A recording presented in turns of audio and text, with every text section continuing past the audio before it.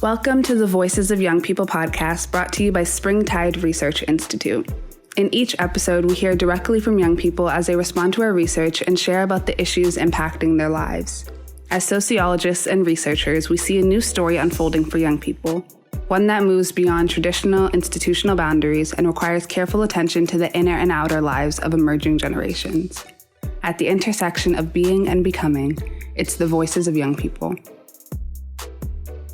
Hello, and welcome back to Season 7. This, again, is Marta Abawaji. I'm the head of community engagement at Springtide, and we are really enjoying this series because it coincides with our mental health and Gen Z focus. We have a number of research products that are coming out because we are deep diving into the ways that young people are looking for more mental health positive spaces and environments. And we're looking to equip and empower trusted adults, whether that's educators or faith leaders, parents, caretakers, employers. We want those different spaces and those different trusted adults to feel like they can really make their environment more mental health friendly.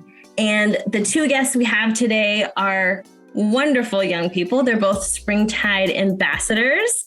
We have Chris in Georgia and Zineb in Ohio. And I'm delighted to bring this conversation to you now. So I'll have Zineb, will you introduce yourself for us?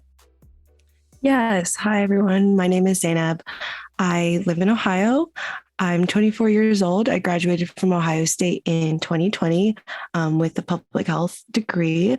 I am a practicing Muslim and I'm Moroccan. I was actually born in Morocco and moved here when I was about 2 years old. And my favorite hobby right now is running a hip hop focused radio show with my friend Ferdosa. So awesome. I really am excited once you guys start archiving episodes to tune in to that hip hop radio show, or maybe I can even tune in live sometime. But I'm really glad to have you here. Chris, will you introduce yourself as well? Hi, I'm Chris. I'm 20. I'm in Georgia. I go to Emory University. I'm a junior there, and I'm studying neuroscience and behavioral biology on the pre-med track. I'm Episcopalian, although I like to get spiritual guidance from wherever I can find it. And I really like listening to music. I'm also a fan of hip hop, and I like playing guitar. So cool. And just the natural commonality that already starts coming out it's been really fun in all of these podcast episodes to see where different young people, whether they know each other a little bit or whether they're meeting for the first time, that there's sometimes just new similar affinities that people discover about one another. So in the phrase mental health, like as soon as you hear that, what are those first word associations that come to mind for you? For me, I think mental health is really related to overall well-being and stress, because when I'm very stressed, my mental health can be in a more iffy space. And then that kind of can eclipse other aspects of my well-being. And when I am super stressed, then I'm less likely to get outside and go for runs and stuff. And it's all very interconnected for me. Yeah, I agree with Chris. I just think of social well-being in your overall social state. Sadly, a lot of negative terms come to mind when I think of mental health, even though your mental health can be in a good state. So I think of kind of the more negative connotations that come with mental health. Yeah, I hear that. I think those first associations are telling a lot in terms of where people are getting messages about mental health. And I'm sure there's multiple places, but yeah, where are some of the spaces that you hear the mental health conversation happening? Right now, for me, it's just mostly social media. A lot of social media pages will just talk about mental health, how to take care of your mental health. I watch some like YouTube videos often, but I also feel like a lot of workspaces and schools, universities, and high schools are kind of tuning into how to better mental health for the people in the association. I'm glad to hear that that's been your experience so far. What about you, Chris? Yeah, I definitely agree that social media is the main place. I also like try to follow a really diverse swath of like people and people that are experiencing all types of like mental health conditions. And I think because of that, Instagram will target me with like PTSD and depression, like ads and services and like in to be involved in studies, which I think is interesting that they know that I'm following like all these various accounts. In college, all the syllabuses have little sections that talk about mental health resources on campus because college is a very stressful place. And I'm not sure the exact statistic, but the amount of people that go through a mental health crisis when they go to college like increases drastically. But sometimes it just feels like that's more like a box to check. And then it's like, all right, now we need to like cram as much information into your heads. Yeah, I can see that. I can see how like it could just start feeling like every syllabus mentions this, but I still feel like that's cool, Emory. Like I haven't heard about that from other universities. Did Ohio State have anything like that on different syllabus, having a section about mental health, Zineb?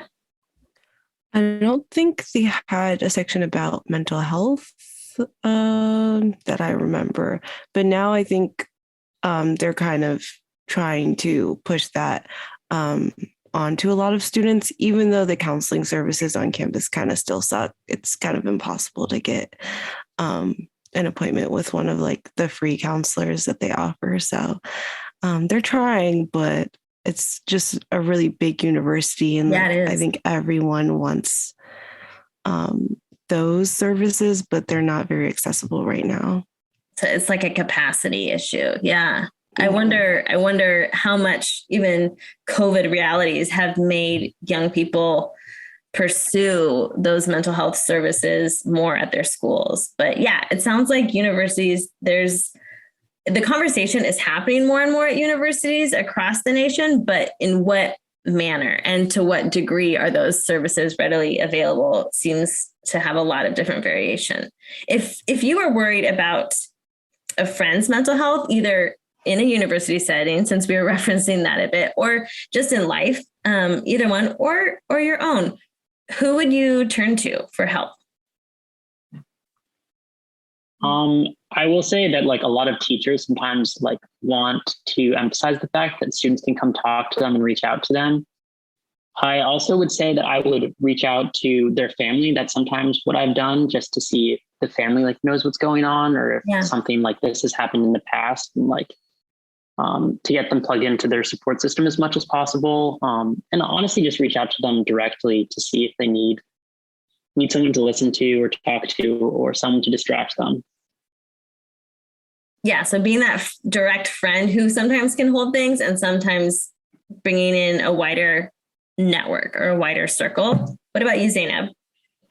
Yeah, I agree with Chris. Just kind of connecting them to people, not professionally, that I know that can help them kind of be in the right space to help them with their mental health and discuss it with their family. Of course, I would want to get their consent first because I know sometimes it's hard having that conversation with your family, especially if they don't know much about mental health.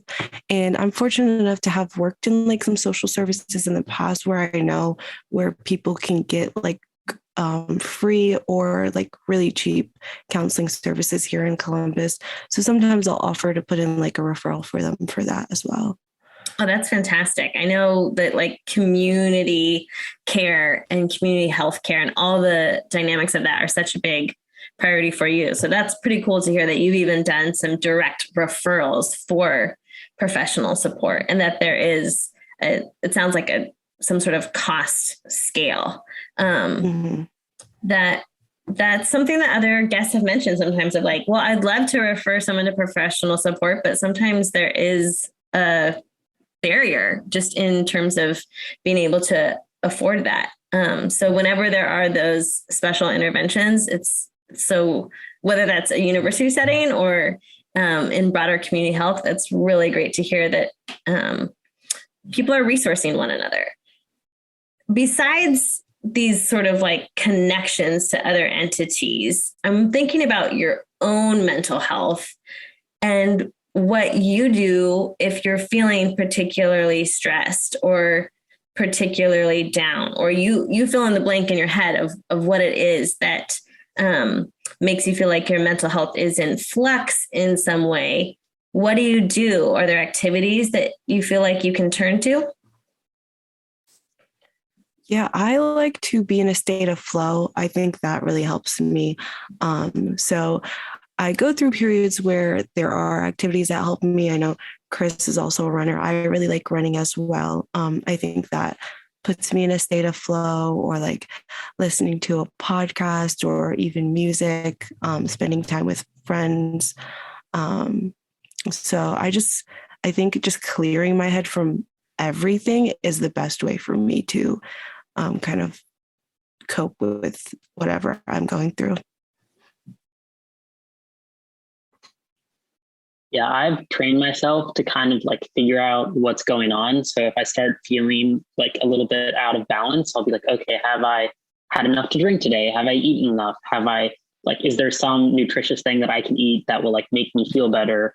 Have I slept enough? And try and find something to point to. And it's really helpful for me to get exercise or to talk to a friend.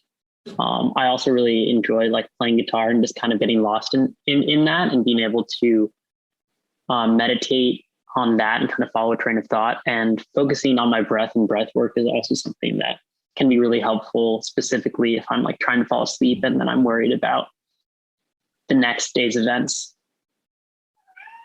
Yeah, movement seems like it's big for both of you, but yeah, the breath work, that I don't know if that's come up in the episodes I've recorded so far yet, but we did an Instagram live with a therapist who talked a lot about breath work in terms of anxiety and stress. She co-created this support deck of cards that you can kind of pull a different card based on how you're feeling, and quite a few of them relate to breathing and different ways of centering in on your breathing. So that's great to hear that that's a practice you rely on. Just a quick break to give a shout out.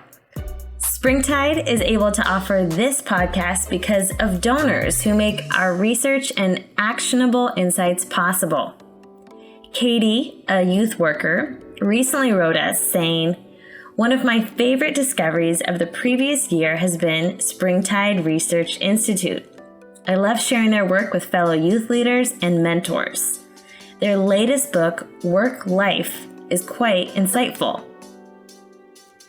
You can see more of our current findings on our website, springtideresearch.org, where you can also make your own tax-deductible donation with a variety of giving options. Now, back to the episode. When it comes to the research we're releasing, some of it is already in motion. Some of it will even continue to come out in 2023. We are focusing on connections, expectations, and purpose as some of the driving themes we're examining. And we know that connections are major for mental health in terms of just the more someone is integrated into a sense of community and the ways that their mental health is upheld in various communities. So I'm wondering, with all the different communities you both are a part of, whether that's a social setting, a faith setting, a work setting, school setting, a place you volunteer, whatever it might be, is there someone in one of those places that you trust to talk to about mental health? And maybe that's a trusted adult, or maybe it's a peer. But if there is that person, why? Why can you turn to them? So I recently just got my EMT basic certification, so I can officially say that I'm an EMT. And through the process of training, it's definitely something that's emphasized, is that the instructors are people that you can come and talk to, and the importance of debriefing, particularly stressful calls, because you're there for people at very stressful and emotionally exhausting times.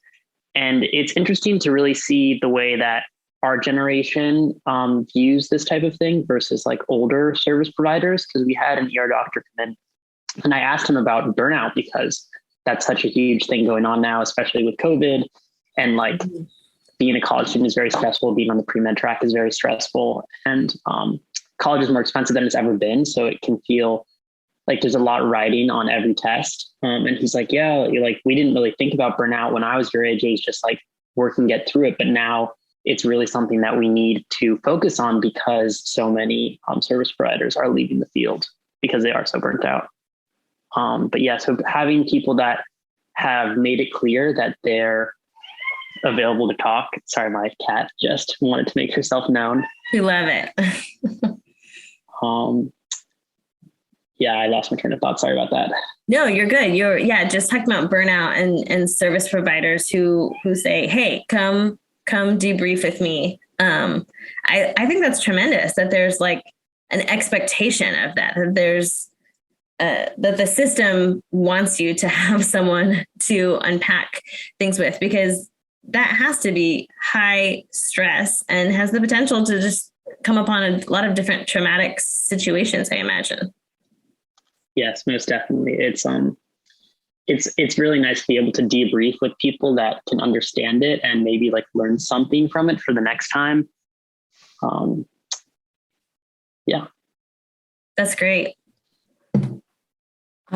I also agree with Chris. A lot of the people I do end up talking to and kind of venting to about my mental health and just feel comfortable going to have been like older people that I've worked with in like random jobs that I've had in the past. For me, for some reason, it's just easier to talk about those things with people who are kind of like not in my social circle. And yeah, they give me great advice and they make me feel comfortable, maybe because we are working in the same setting, experiencing a lot of the same things. And also I feel like when they give me advice, it's not very like biased, because they don't have like such a close relationship with me. So I feel like getting advice from people who are further away from you is better. I would really love to kind of go to someone within like my faith like community, but I don't think we have those resources lined up here yet, or maybe I'm just not like super involved in the community. I know I had support from my peers at the Muslim Student Association when I was at Ohio State, but I definitely think we can do better when it comes to mental health and supporting each other through those specific things. Yeah, I'm glad you bring up multiple facets, but I think just initially your perspective on someone being like a few steps removed from who you're doing life with day in, day out.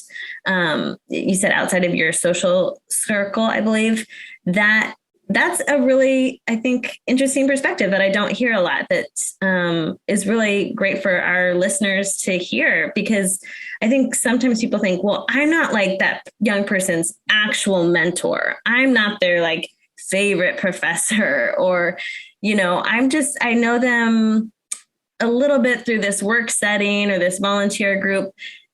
You still have a really significant, important role to play potentially. Like what Zineb is saying is that those are the people she's looking to first, like she has a positive association with them, but they might not be her go-to for other aspects of life, but they still have imparted a lot of wisdom or empathy. Am I getting that right, Zineb? No, yeah, exactly. I really think that perspective, it's bringing a lot of light bulb moments for me, is so important to hear, of just in terms of how a trusted adult can be that trusted person, even when they might not see themselves as that. They might expect that you can have such an impact. So, and what you're saying about faith communities, I mean, as we're recording, there's this episode will, of course, release after this, but the 14th annual Muslim Mental Health Conference is happening this weekend. I just learned about. So I feel like there are so many faith communities that are taking mental health on in new ways.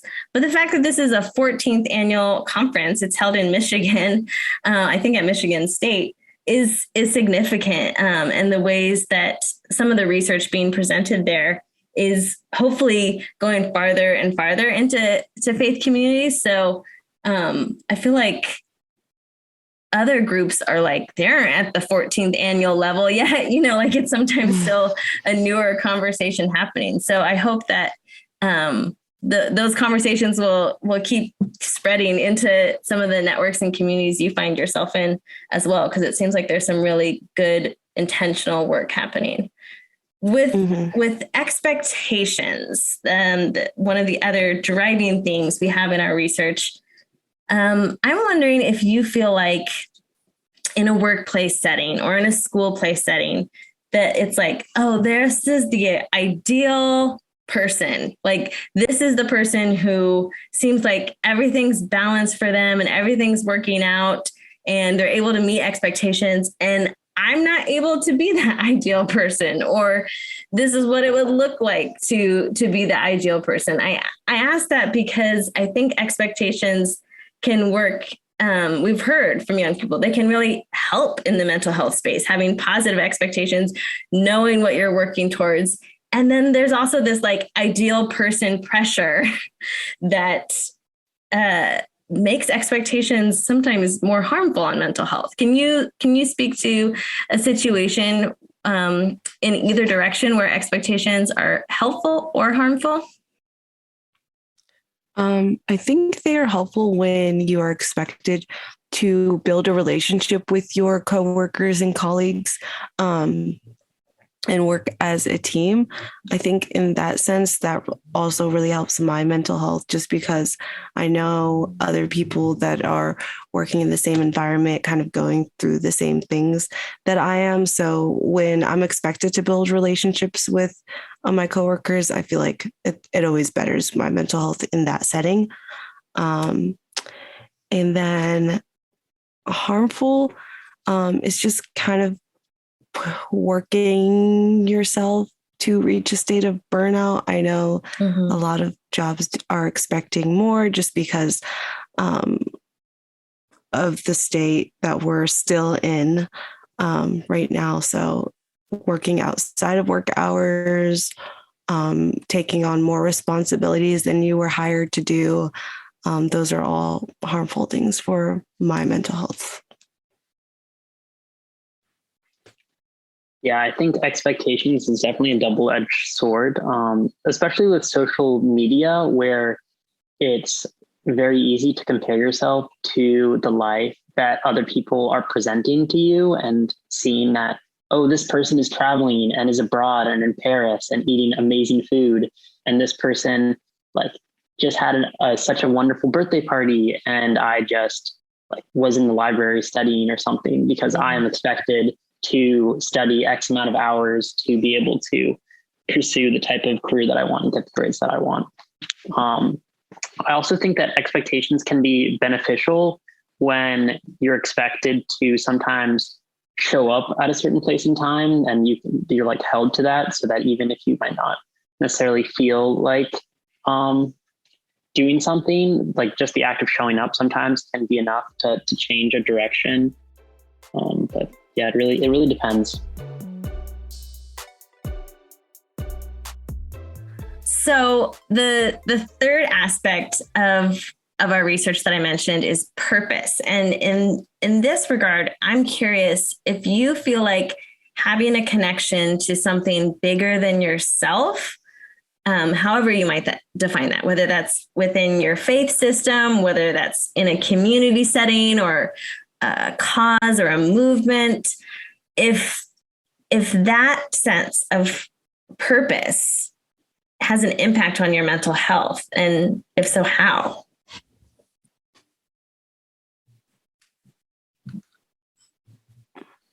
That's a pretty deep question. I know it is, right? Yeah. I 100% think it does have an effect on my mental health. Being Muslim, being a first gen, being an immigrant, I think all of that kind of helps me get through it, just to know that there are other people just like me going through this and have gone through it, and that I can talk to. Just being a part of like a niche community, um, it's kind of easier for me to find mentors and peers and friends that I feel like just really understand me.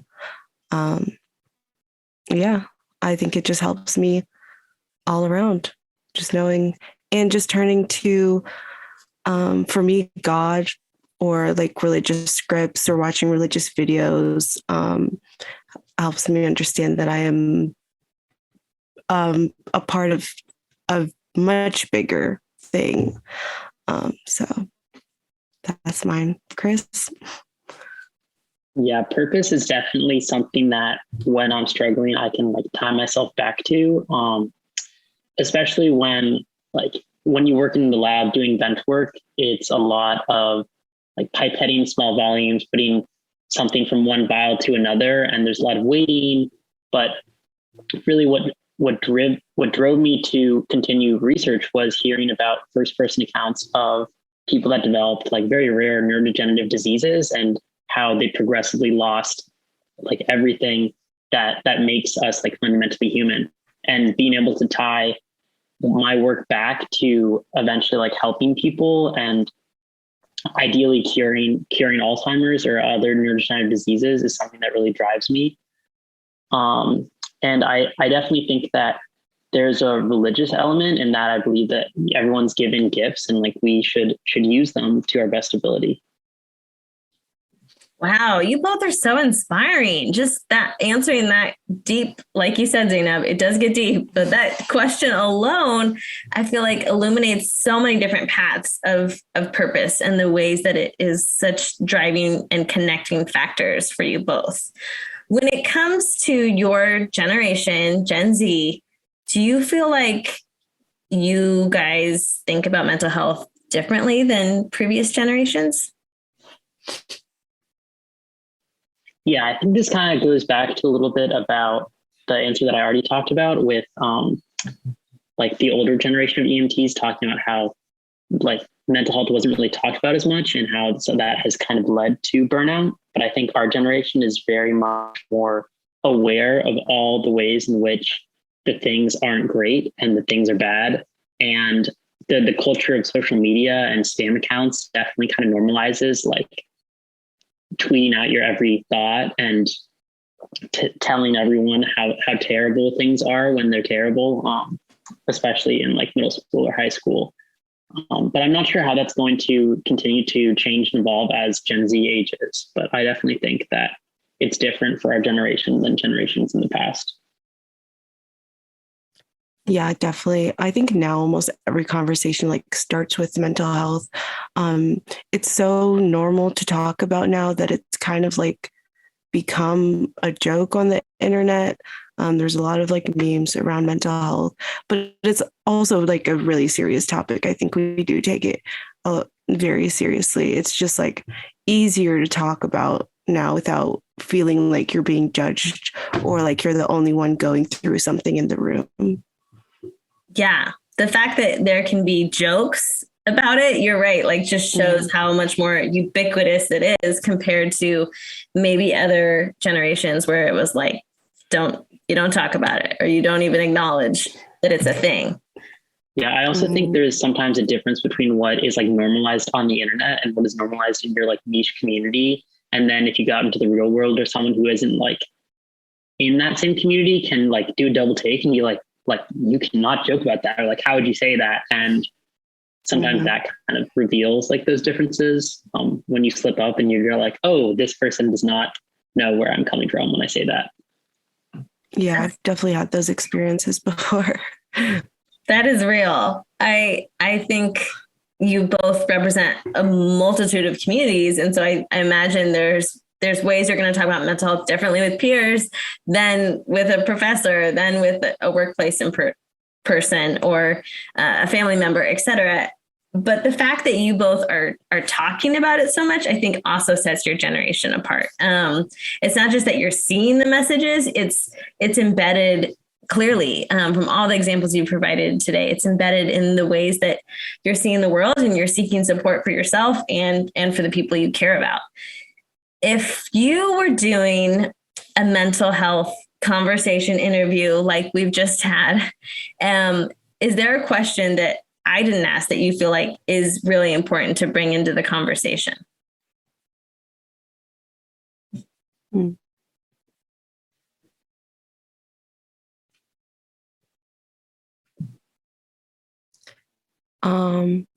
I think a good one would be like just to scale our mental health, just so you can kind of get a feel of where we're answering these questions from. Like, am I on the better end or am I on the worst end? During this interview, I feel like my answers would definitely be a little different. I don't know about you, Chris. I like that. 100%. That rating.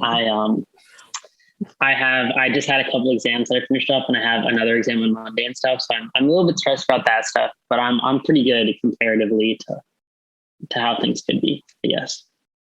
Mm-hmm. Have you both heard of when people like say, how's the weather in your world today? And to rate your mental health in tandem with like a storm or a bit of flurries or whatever, or maybe it's just like a spring rainbow emerging, like people give different weather descriptors of how they're coming in and out of different variations in their mental health. Are you familiar with that type of rating? I've never heard that, but that really like that. Very endearing. Okay, I'm glad. I'm glad that could be helpful. Maybe we'll bring it into a Springtide Ambassadors meeting. As I mentioned, Chris and Zineb both are ambassadors for Springtide. We're so lucky to have their inputs. Chris, did you have one last question you wanted to bring in? At the moment, I can't really think of anything. Maybe I guess, what do you wish, like if you could say something to yourself when you were at a mentally low point, like what would you say? And if I were to answer that, I would probably just like tell myself that I'm like, I can get through it, and that I'm stronger than I think I am, and that you can grow and continue to grow despite challenges that you face. That is a good last word to end on. I really want to thank you both for lending such wonderful illuminating examples from both of your stories and perspectives, and look forward to the ways that this conversation will be woven in with all the others from season 7. Thank you again. Thank you for having us, Marta. Yeah, thank you so much. This was great. Visit springtideresearch.org to hear more voices of young people and to learn about the latest research and resources available in our Mental Health and Gen Z series. Springtide Research Institute is supported by donors who believe in the critical research and insight-generating work we do on behalf of young people. Make your own tax-deductible donation with a variety of giving options on our website today. Be sure to follow us on social media at We Are Springtide and interact with the resources in the Springtide series on mental health by using the hashtag Mental Health and Gen Z. Today's show was produced by Marta Abawaji. The audio was mixed by Andy Palmer, with original music created by high school student Christian Unthink. Special thanks to the 16 guests featured in Season 7 and to all the young people whose perspectives and insights make our research possible. Thank you for listening.